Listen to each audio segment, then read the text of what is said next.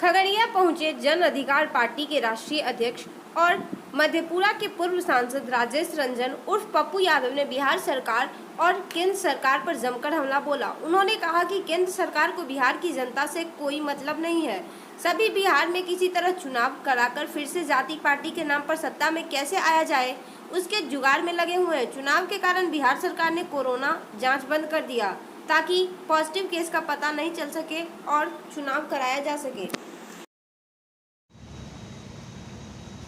5 महीने हो चुके हैं और इनके पास 900 वेंटिलेटर भी अभी तक नहीं है।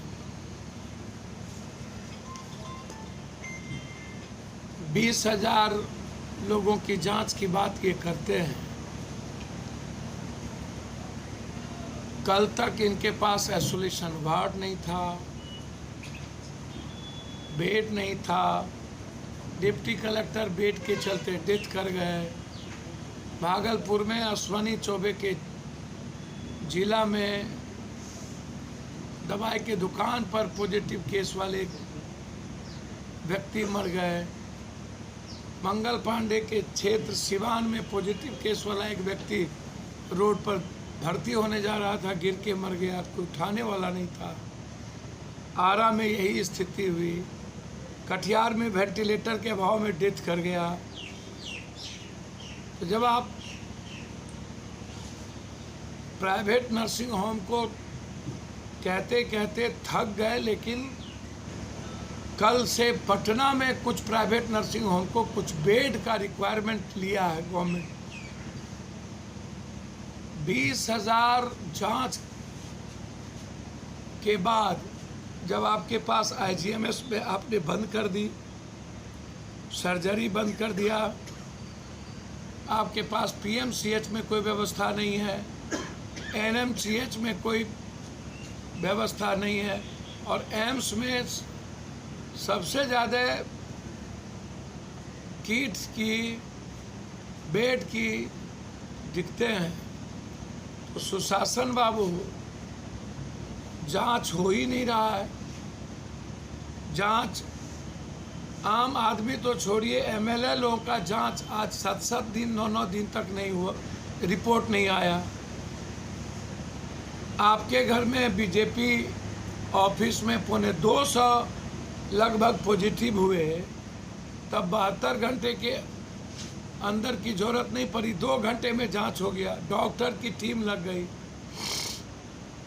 आम आदमी को क्या आपने मरने पर छोड़ दिया? मरने की तो आपने ठेकेदारी ले ली। कोरोना वायरस में एक राजा अपने प्रजा को लाठी गोली खाते देखने के बाद भी मई तक खुद बॉर्डर पर लाठी चलवाते रहे। तो इससे बड़ा दुर्भाग्य डेमोक्रेसी के लिए क्या हो सकता है? सरकार है, उसके बाद आप 5 महीने से घर में बैठे हैं।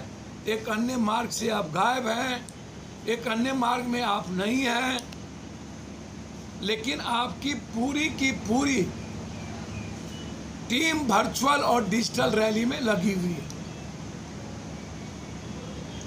100-200 करोड़ रुपए का खर्च आपकी टीम कर रही है। आपने ये लॉकडाउन इसलिए किया ताकि आप 7 तारीख से जो आपका वर्चुअल रैली है उसको बड़े व्यापक पैमाने पर, मतलब अपनी वर्चुअल रैली करने के लिए आपने बिहार के ठेला वाला, रिक्शा वाला, टमटम वाला, दुकान वाला, सबको आपने मार दिया। आप गंभीर साजिश किए हैं अपनी राजनीतिक महत्वाकांक्षा के लिए। आप मस्त हैं, कुछ भी नहीं है, लेकिन आपकी वर्चुअल रैली चलती रहनी चाहिए, डिजिटल रैली आपकी चलती रहनी चाहिए।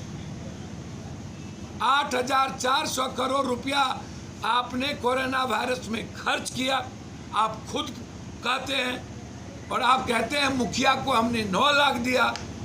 हम लगभग 40 गांव गए हैं, बाढ़ में रात में बिताए, लोगों से पूछा, कहीं भी मास्क और साबुन नहीं मिला। मास्क मिला भी तो 3 रुपये का मास्क कुछ लोगों को 80 रुपये में, 100 से ज्यादा साबुन का दाम, मतलब चुनावी फंड का सिलेक्शन आपने कोरोना वायरस से कर लिया। मैं उसकी जांच चाहता हूं।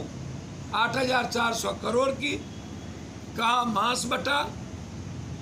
और नीतीश कुमार, आपसे बड़ा निकम्मा शासन, बेशर्म शासन, आपसे बड़ा मौत का सौदागर, जो पहले जांच कम किया, बीच में जांच बंद कर दी, क्वारंटाइन से लूट के क्वारंटाइन को बंद कर दिया, और उसके बाद बाहर से आने वाले लोगों की जांच बंद कर दी। और फिर जब चुनाव आ गए और पॉजिटिव केस महाराष्ट्र और दिल्ली से भरने की संख्या बढ़ी, और बीजेपी ऑफिस और बिहार के मुख्यमंत्री का घर प्रभावित हुआ, तब इन्हें याद आया कि हमें क्या करना चाहिए। बिहार देश की वो टीम भी आई थी जिस आप पर सवाल खड़ा किया कि जो जांच के तरीके हैं वो बहुत सही नहीं है। सवाल भाजपा का अध्यक्ष नरेंद्र मोदी की चिट्ठी पहुंचा रहे थे अभी, एक बार लॉकडाउन 1 खुला तो, और फिर घर ढूक गए और कोरोना वायरस हो गया।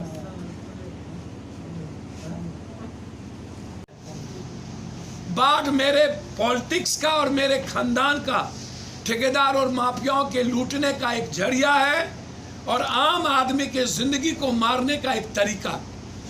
FIR लॉज हो, इंक्वायरी हो, 30-40 सालों के मिनिस्टर और सरकार पर जांच हो कि जनता का पैसा क्यों बर्बाद हुआ और जनता का पैसा लूट में क्यों गया। सीधा देश डरी हुई और सामी हुई है। सुशासन ने फिर लॉकडाउन लगाया, तो लॉकडाउन के पहले आपने छोटे छोटे दुकानदारों के EMI को माफ किया, होल्डिंग टैक्स को माफ किया, बिजली बिल को आपने माफ किया, आप रोड पर बस रोक दिए, तो क्या रोड टैक्स माफ कर दिए? क्या आपने school fees, tuition fees, transportation fees माफ करने की घोषणा की? स्कूल बंद है तो उसकी बिजली माफ करने की घोषणा की, बिना किसी पॉलिसी के। अनलॉकडाउन 1, अनलॉकडाउन 2, फिर लॉकडाउन, रिक्शा, ठेला, टमटम, मतलब आम आदमी की जिंदगी बदतर हो गई।